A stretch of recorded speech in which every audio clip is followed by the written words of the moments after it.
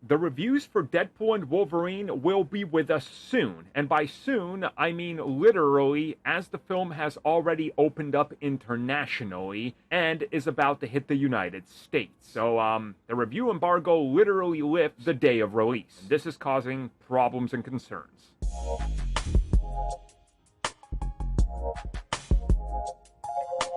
As with anything, the moment we find out that a review is hitting the day that the product hits, and that they're not in fact showing the film to any critics up until it's literally the day of release, like the 24-hour period where the film is starting to hit international territories, like already out in Japan and Australia, that's when the US reviews can hit, it is a little concerning. But also, it's nothing new. This has been a practice that Marvel Studios and now other studios have utilized because they're trying to prevent spoilers, leaks, and literally trying to hold back on tons of just problematic headlines that could hit with it.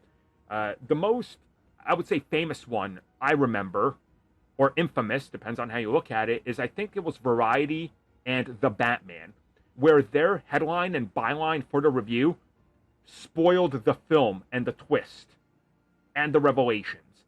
It was that spoilery. And since then, we've seen a lot more of this, or a lot more restrictions that are put on reviews. Like, they will legit tell them, hey, if you're going to be seeing this and publish your review right as the film is hitting, you got to agree not to talk about any of these things, which is also causing problems because then you're censoring what they can say.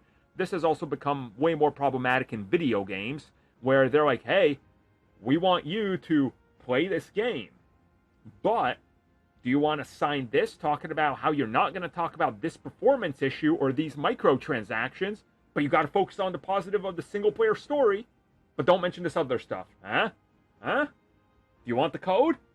And some people agree, some don't, and you get a discrepancy. There's always things like this going on. And the reason I'm trying to explain this is because this isn't anything new. We've seen it happen with so many MCU films, the recent DCEU films. It's going to keep happening. And honestly, I think it's just the new norm now, especially with these types of films where you want to keep spoilers locked down. And we saw they did this with Spider-Man No Way Home, and it helped. It prevented some spoilers from getting out, which was really good. So I get it. I'm not making excuses for them, but this is just the way it's went. We're going to talk about this exact scenario with so many more upcoming films, from Sony's films to more Marvel to DC films. It's just going to keep on happening. And that's a sign that the industry is changing, because it really is.